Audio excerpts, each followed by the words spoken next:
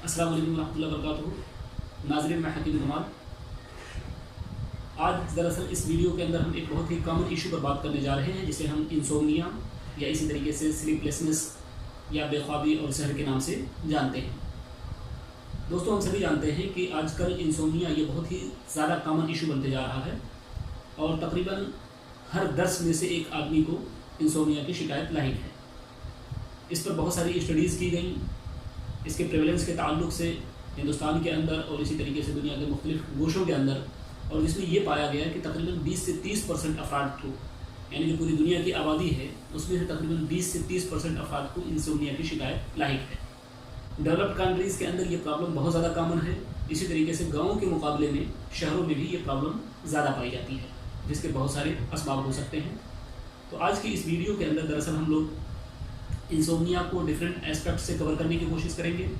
और साथ ही साथ मैं अपने कुछ तजर्बात भी आपके सामने शेयर करूंगा।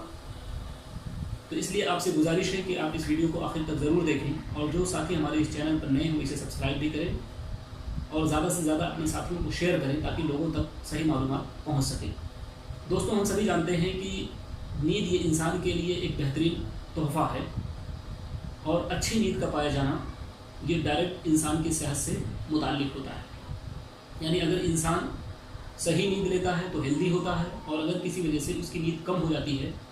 और इंसान की नींद डिस्टर्ब हो जाती है तो फिर धीरे धीरे इंसान मर्ज़ी कैफियत का शिकार होने लग जाता है। इसी वजह से अगर आप यूनानी किताबें उठा करके देखें तो यूनानी हुक्मा ने नींद और बेदारी पर एक चैप्टर कायम किया। यानी अतिब्बा ने इसे 6 एसेंशियल फैक्टर्स के अंदर जिक्र किया और नींद और बेदारी के बारे में एक चैप्टर कायम करते हुए इसका डायरेक्ट ताल्लुक इंसान की सेहत और मर्ज़ से रखा। चुनांचे यूनानी हुक्मा का ये मानना है कि जब तक नींद और बेदारी ये तबई तनासुब में होता है, यानी जितनी नींद की ज़रूरत है और जितना बेदार रहने की ज़रूरत है, जो ये रेशियो है, जब ये बराबर पाया जाता है तो इंसान हेल्दी होता है। और अगर किसी वजह से इसके अंदर कोई खलल वाक़ होने लग जाए, ये रेशियो डिस्टर्ब हो जाए, तो फिर इंसान धीरे धीरे मर्ज़ी कैफियत का शिकार होने लग जाता है। इसके बारे में अगर आप देखें कि एक इंसान को नॉर्मल नींद कितनी लेनी चाहिए,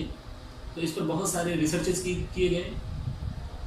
और ये पाया गया कि हर उम्र के लोगों को मुख्तलिफ अमाउंट ऑफ नींद की ज़रूरत होती है।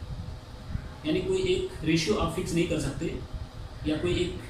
टाइम आप ड्यूरेशन फिक्स नहीं कर सकते, बल्कि मुख्तलिफ एज ग्रुप के जो लोग हैं उनमें अलग अलग नींद के ड्यूरेशन की ज़रूरत पड़ती है। चुनांचे बच्चों के अंदर 10 से 13 घंटा नींद की ज़रूरत होती है, जवानों के अंदर 7 से 9 घंटा नींद की ज़रूरत होती है, या इसी तरीके से अधेड़ उम्र के जो लोग हैं उनमें 6 से 8 घंटा नींद की ज़रूरत होती है। और कभी कभी ये देखा गया है कि इंसान बिस्तर पर पड़े रहता है, 6 से 8 घंटा बिस्तर पर पड़े रहता है, लेकिन उसके बावजूद भी उसकी नींद मुकम्मल नहीं होती है, या नींद के नतीजे में जो फ्रेशनेस फील होना चाहिए वो इंसान को महसूस नहीं होता है। तो इसीलिए यूनानी अतिब्बा ने नींद की कुछ सिफात बयान की हैं कि नींद कैसी होनी चाहिए। चुनांचा यूनानी अतिब्बा के एतबार से या यूनानी फ़लसफ़ा के एतबार से अगर देखा जाए तो अच्छी नींद उसे कहा जाता है कि जिसकी वजह से जो नींद की ज़रूरतें हैं वो पूरी हो जाएं। नींद के फ़वाइद क्या हैं? नींद का फ़ायदा ये होना चाहिए कि इंसान जब सोने के बाद बेदार हो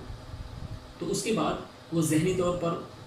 और बदनी तौर पर एक्टिव महसूस करे और फ्रेशनेस फील करे। यानी अगर कोई इंसान सोने के बाद एक्टिव और फ्रेश फील करता है तो फिर ऐसी सूरत में उसकी नींद हेल्दी मानी जाती है। और अगर किसी वजह से गर्च वो बिस्तर पर 10 से 12 घंटा पड़े रहे,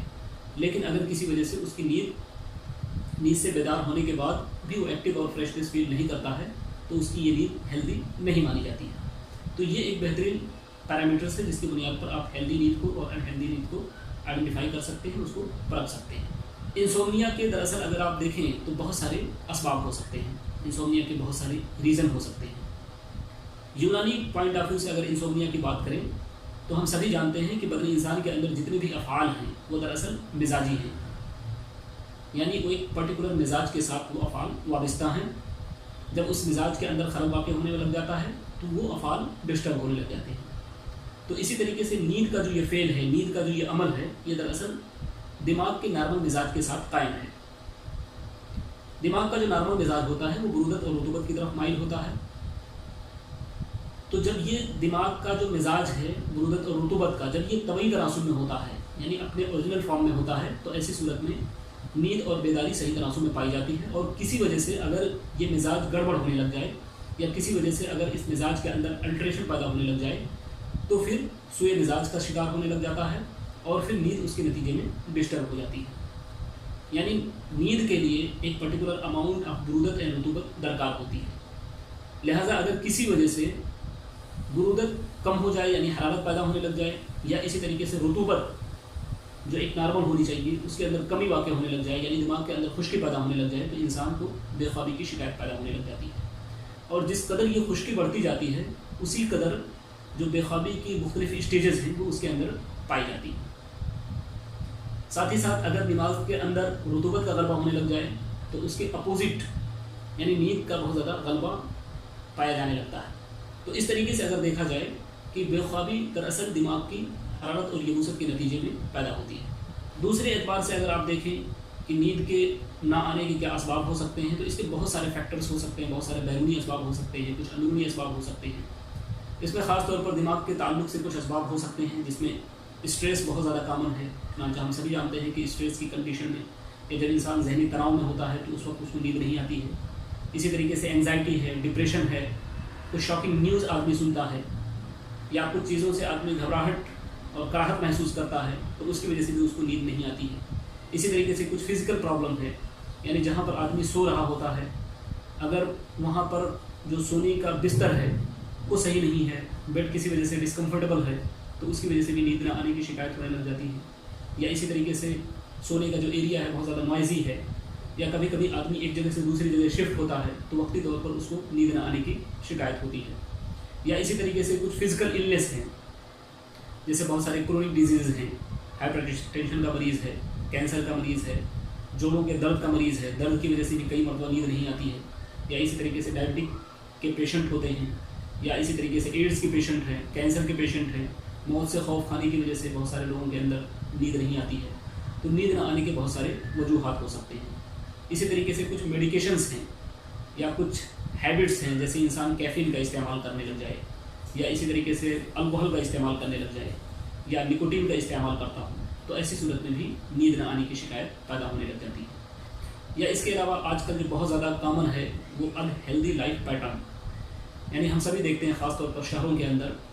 کہ لوگوں کو لیٹ سونے کی عادت ہوتی ہے، اسی طریقے سے لیٹ ڈیوٹی کرنے کی عادت ہوتی ہے، بہت سارے لوگوں کی جاب شفٹنگ کا معاملہ ہوتا ہے، کچھ لوگ رات میں کام کرتے ہیں اور دن میں سوتے ہیں، تو ان کے یہاں بھی یہ شکایتیں پائی جاتی ہیں۔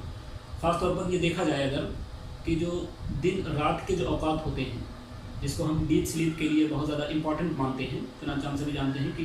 نیند کو اگر کامنلی ڈیوائڈ کیا جائے تو یہ دو طریقے کی نیند ہوتی ہے، ایک لائٹ نیند کہہ سکتے ہیں یا لائٹ سلیپ کہہ سکتے ہیں، اور دوسرا ڈیپ سلیپ۔ اچھی نیند کے لیے ڈیپ سلیپ کا پایا جانا ضروری ہے، اور ڈیپ سلیپ کے لیے جو سب سے بہتر وقت مانا جاتا ہے وہ 10 سے اور 2 بجے کے درمیان کا وقت ہوتا ہے، یعنی رات میں 10 بجے سے 2 بجے کا جو وقت ہوتا ہے یہ دراصل ڈیپ سلیپ کے لیے بہت ہی اہم اور ضروری ہوتا ہے۔ عام طور پر شہروں کے اندر یہ دیکھا جاتا ہے کہ ہم اس ٹائم کو اگنور کر دیتے ہیں یا اس ٹائم کو ہم جاگنے میں گزار دیتے ہیں، اور یہی وجہ ہوتی ہے کہ بعد میں پھر جو نیند لیا جاتا ہے اس میں آدمی ڈیپ سلیپ میں پراپرلی نہیں جا پاتا ہے، اور جس کے نتیجے میں جو اس کو نیند کے فوائد حاصل ہونے چاہیے وہ نہیں ہو پاتے ہیں۔ تو انہیلدی لائف اسٹائل نیند کا ایک بہت ہی امپورٹنٹ سبب ہے۔ بچوں کا موبائل کا زیادہ استعمال کرنا، یا اسی طریقے سے گیجٹس کا یا الیکٹرانک دوسرے جو ڈیوائسز ہیں ان کا بہت زیادہ استعمال کرنا، گیم کھیلنا، یا اسی طریقے سے رات میں مووی دیکھنا، تو اس طریقے سے بہت سارے اسباب ہو سکتے ہیں جو کہیں نہ کہیں ہمارے دماغ کا جو مزاج ہے اس کو الٹر کرتے ہیں اور نتیجتاً بے خوابی کی شکایت پیدا ہونے لگ جاتی ہے۔ جہاں تک بات اس کے علامات کی کہ نیند کی نہ آنے کے کیا علامات ہو سکتے ہیں، تو نیند کا نہ آنا اس کے جو سائن اینڈ سمٹمز ہیں یہ کئی مرتبہ مریض خود ہی بتاتا ہے، بلکہ اکثر اوقات جب مریض آپ کے پاس آتے ہیں تو خود ہی یہ سیلف ڈائگنوز ہوتا ہے، آسانی کے ساتھ مریض خود پتہ پا جاتے ہیں کہ ہمیں نیند نہیں آ رہی ہے، اور مریض اسی لیے آپ کے پاس آتے بھی ہیں یا ڈاکٹر کے پاس اسی لیے جاتے بھی ہیں۔ ساتھ ہی ساتھ ان شکایتوں کے علاوہ یعنی نیند نہ آنے کی شکایتوں کے علاوہ کئی بار اگر یہ پرابلم پرسسٹ کرنے لگ جائے تو کبھی کبھی ان کے علاوہ ذہنی تکان یا اس طریقے سے بدنی تکان کی بھی شکایت ہوتی ہے، اریٹیبلٹی یعنی بہت زیادہ چڑچڑاپن کا پیدا ہونا، بدن کا دبلا ہونا، دماغی کمزوری کا لاحق ہونا، اور اسی طریقے سے دوسری جو کام کرنے کے اندر جو کنسنٹریشن پایا جائے اس کی بھی لاس ہونے کی شکایت پائی جاتی ہے۔ یا اسی طریقے سے جو پڑھنے والے بچے ہیں ان میں دماغی کمزوری کی شکایت بہت زیادہ کامن ہونے لگ جاتی ہے، چیزیں یاد نہیں ہوتی ہیں۔ تو یہ کچھ سمٹمس ہیں نیند نہ آنے کی جو پائی جا سکتی ہیں۔ نیند نہ آنے کی بہت ساری صورتیں ہو سکتی ہیں، یعنی جب مریض آپ کے پاس آتے ہیں تو وہ نیند نہ آنے کو مختلف شکلوں کے اندر بیان کرتے ہیں۔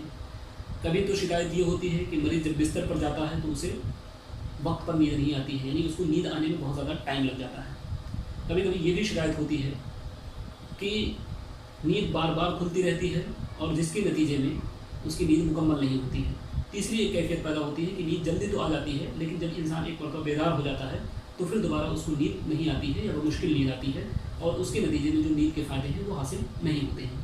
اس کے علاوہ ایک چوتھی کیفیت بھی کبھی کبھی پیدا ہوتی ہے کہ انسان کو مکمل طور پر دن میں اور رات میں دیکھا جائے تو اس کو نیند ہی نہیں آتی ہے۔ یہ کیفیت بہت ہی زیادہ خطرناک ہوتی ہے، اور خاص طور پر اگر یہ کیفیت تھوڑا لانگ ٹرم کے لیے پائی جائے یا 3 دن سے زیادہ پائی جانے لگے تو پھر انسان کے اندر دماغی توازن اس کا بگڑنے لگ جاتا ہے اور انسان یا مریض پاگل پن کا شکار ہونے لگ جاتا ہے۔ تو اس طریقے سے اگر دیکھا جائے تو نیند کی جو یہ پریشانی ہے یہ مختلف شکلوں میں پائی جاتی ہے۔ جو مریض آتے ہیں وہ اس کو مختلف شکلوں میں بیان کرتے ہیں۔ اب جہاں تک بات ایسے امراض کا علاج کا، یعنی بے خوابی کے علاج کا، تو یونانی کے اندر بہت آسانی کے ساتھ اس کا ٹریٹمنٹ کیا جاتا ہے۔ چنانچہ سب سے پہلے جو اصول اپنایا جاتا ہے وہ ہے کہ سبب کا ازالہ کیا جائے، یعنی جن اسباب کی بنیاد پر بے خوابی کی یہ شکایت لاحق ہوئی ہے سب سے پہلے اس کو اوائڈ کیا جائے اور ان کا ازالہ کیا جائے، اس کو دور کیا جائے، اور ساتھ ہی ساتھ ایسی دوائیں، ایسی غذائیں اور ایسے ترکیب استعمال کیے جائیں یا ایسے تدابیر استعمال کیے جائیں جو کہ مرتب دماغ ہوں، یعنی دماغ کے اندر جو خشکی پیدا ہوئی ہے اس کو دور کریں۔ تو اس طریقے سے جب یہ اصول اپنایا جاتا ہے تو بہت آسانی کے ساتھ اس مرض کا علاج کر دیا جاتا ہے۔ چنانچہ اگر آپ تدابیر کی بات کریں تو ریاضت اس کے اندر بہت زیادہ افیکٹو ثابت ہوتی ہے۔ اس کے علاوہ دلک یا مساج تھراپی، جس کو ریلیکسنگ مساج کے نام سے بھی جانتے ہیں، وہ بھی اس کے اندر بہت زیادہ افیکٹو ہوتا ہے، جس میں خاص طور پر مرطب روغنیات کا استعمال کیا جاتا ہے، اور اس کے علاوہ نطول کا استعمال بھی اس کے اندر بہت زیادہ مفید ہوتا ہے۔ نطول بھی ایک تدبیر کا طریقہ ہے جس کو ہم اریگیشن کے نام سے بھی جانتے ہیں۔ اس میں دراصل دواؤں کے جوشاندے کو یا اسی طریقے سے اس کے خیسادے کو یا اسی طریقے سے کچھ روغنیات کو ایک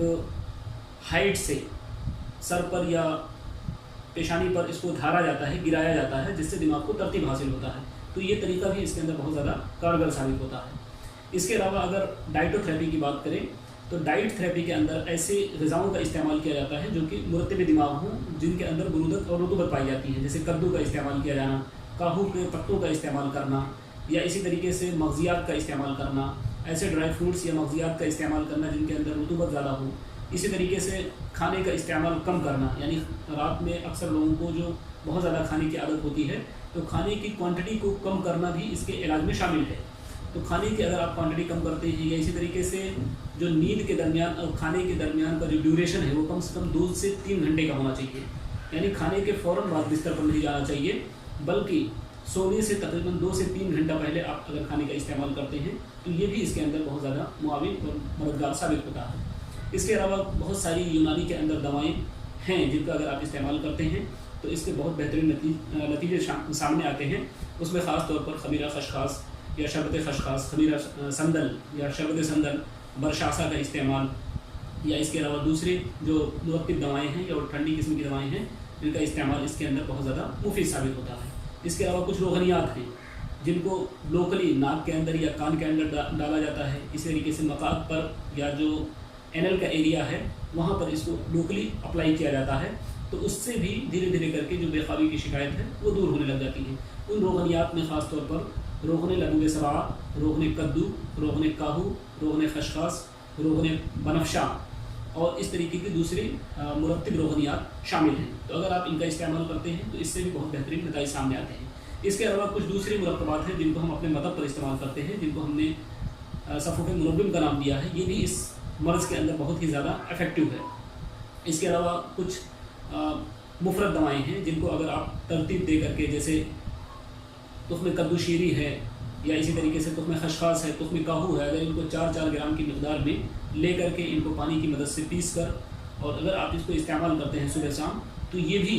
سلیپ کو انڈیوس کرنے میں یا بے خوابی کی کیفیت کو دور کرنے میں بہت ہی زیادہ معاون ثابت ہوتا ہے۔ مغز کدو کا تنہا استعمال بھی کئی مرتبہ کافی ہوتا ہے، یا اسی طریقے سے تخم خشخاش کا استعمال تنہا کئی مرتبہ اس کے لیے کافی ہوتا ہے۔ تو کبھی کبھی ایک یا 2 دواؤں کے استعمال سے اور چند دنوں تک اگر آپ استعمال کرتے ہیں تو بے خوابی کی یہ کیفیت دور ہو جاتی ہے۔ لیکن اگر یہ مرض شدید طور پر پایا جاتا ہے، یعنی اگر مرض کی بہت زیادہ شدت ہوتی ہے، تو ایسی صورت میں تدابیر کے ساتھ ساتھ غذاؤں کے اندر تبدیلی کرنے کے ساتھ ساتھ دواؤں کے بھی استعمال کرنے کی ضرورت پڑتی ہے۔ حالانکہ ارلی اسٹیج کے اندر یا شروعاتی دور میں صرف تدابیر کے ذریعہ بھی اس کا علاج کیا جاتا ہے۔ تو دوستوں، یہ کچھ مختصر سی چیزیں تھیں جس کو میں نے آپ کے سامنے انسومنیا کے تعلق سے شیئر کیا۔ امید کی آپ کے لیے یہ کارگر ثابت ہوگا، فائدہ مند ثابت ہوگا۔ شکریہ، جزاک اللہ خیر۔ السلام علیکم ورحمۃ اللہ وبرکاتہ۔